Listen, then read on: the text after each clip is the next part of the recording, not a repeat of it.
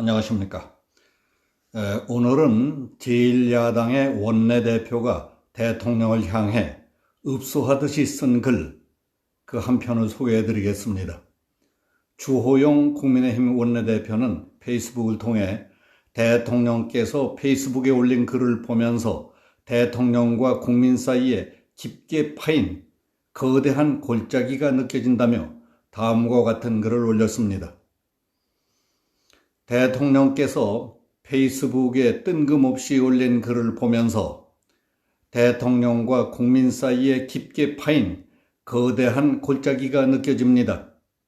대통령님의 억울한 마음, 행간이 아니라 단어와 단어 사이에서 느껴집니다. 그러더라도 대한민국의 대통령이 두 전직 대통령을 적폐청산이라는 이름으로 감옥에 가두고 있는 문 대통령이 할 소리는 아닙니다. 대통령의 진노에 국민들은 어찌할 바를 모르겠습니다. 이건 국민에 대한 겁박입니다. 제1야당 원내대표로서 피 끓는 심정으로 법치 파괴, 탈원전 등 국정 현안에 대해 대통령의 공식적인 답변을 요구하는 편지를 몇 차례 보냈습니다. 묵묵부답이었습니다. 여당이 임대차 3법을 비롯한 법안을 마구잡이로 처리할 때 긴급하게 대통령 면담을 원했지만 청와대의 공식적인 답은 진정성이 느껴지지 않는다였습니다. 여당이 180석의 힘으로 법과 예산을 탱크처럼 밀어붙일 때 대통령님은 협치가 중요하다면서도 외면했습니다.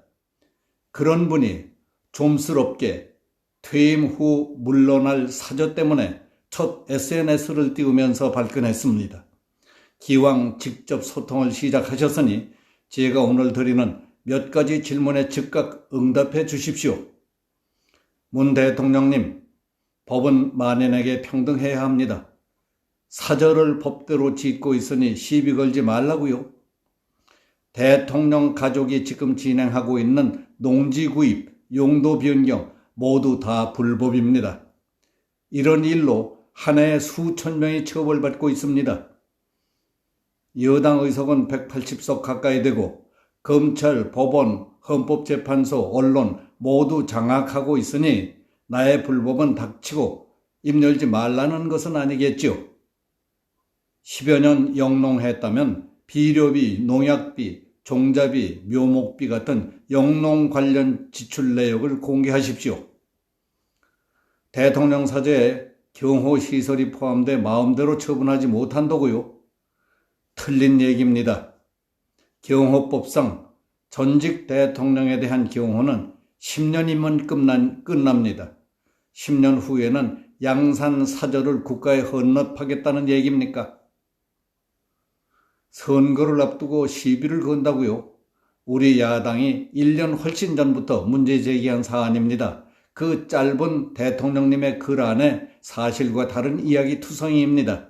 사저와 관련해서 제가 대통령께 정작 궁금한 것은 따로 있습니다. 왜 그렇게 경호에 연연해 하십니까? 문 대통령이 청와대를 떠나 광화문 정부청사로 대통령 집무실을 옮기겠다고 했을 때 국민들은 열광했습니다. 그 약속 저버리면서 대통령은 아무런 해명이나 사과가 없었습니다. 청와대에서 그때 비공식적으로 흘러나온 얘기는 경호상의 어려움이었습니다. 노무현 대통령을 도와서 청와대에서 5년 내내 일하신 분이 경호 문제 검토도 없이 광화문 시대를 약속했습니까? 탈권위주의 적폐청산을 이야기하는 분이 퇴임 후에 못난 전직 대통령들과 똑같이 경호를 받겠다. 저는 이해가 안 됩니다. 북한 김정은의 위해가 두렵습니까?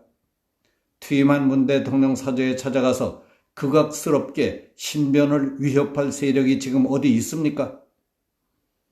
문 대통령이 내 퇴임 후 경호는 법이 허용하는 한 최소한으로 해달라고 지시했다면 그 순간 5천만 국민이 대통령의 경호 요원이 될 것입니다. 대통령의 퇴임 후 안전판은 국민의 신뢰이지 기관단총을 가슴에 품은 대통령실 경호원들이 아닙니다.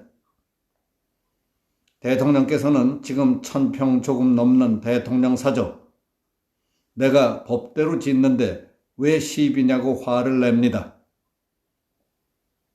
지금 국민들은 LH공사가 벌인 광범위한 부동산 투기에 분노하고 있습니다.